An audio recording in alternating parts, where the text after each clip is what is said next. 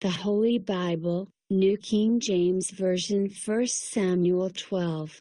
Now Samuel said to all Israel, "Indeed I have heeded your voice in all that you said to me, and have made a king over you.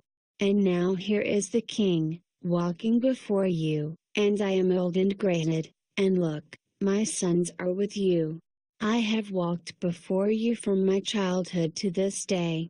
Here I am. Witness against me before the Lord and before his anointed, whose ox have I taken, or whose donkey have I taken, or whom have I cheated?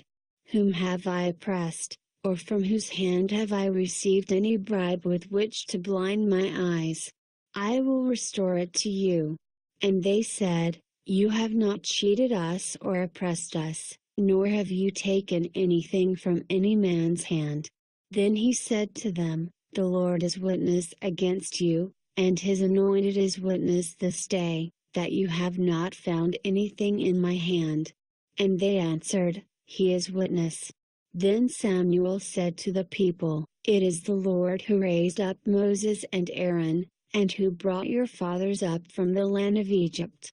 Now therefore, stand still, that I may reason with you before the Lord concerning all the righteous acts of the Lord which he did to you and your fathers, when Jacob had gone into Egypt, and your fathers cried out to the Lord. Then the Lord sent Moses and Aaron, who brought your fathers out of Egypt and made them dwell in this place.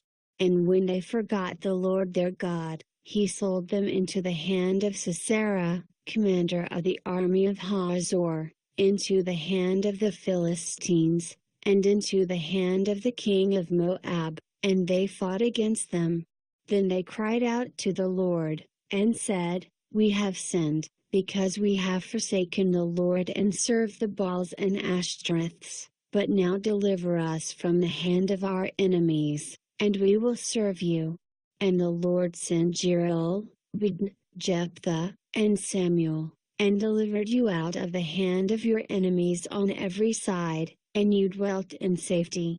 And when you saw that Nahash king of the Ammonites came against you, you said to me, "No, but a king shall reign over us," when the Lord your God was your king.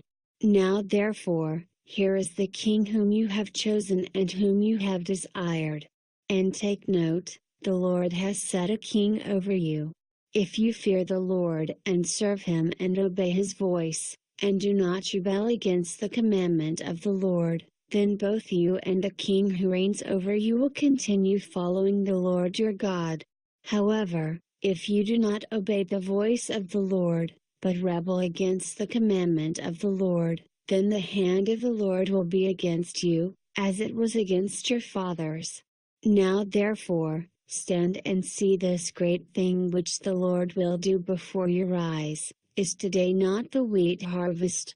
I will call to the Lord, and he will send thunder and rain, that you may perceive and see that your wickedness is great, which you have done in the sight of the Lord, in asking a king for yourselves."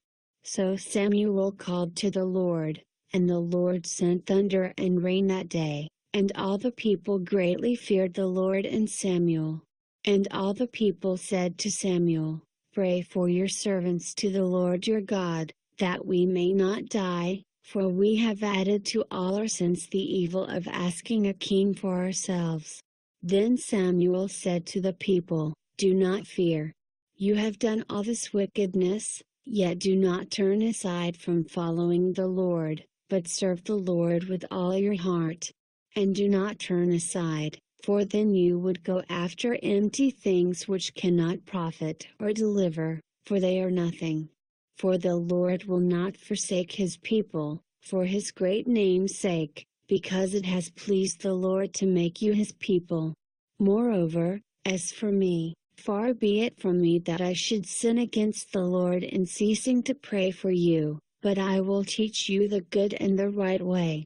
Only fear the Lord, and serve him in truth with all your heart, for consider what great things he has done for you.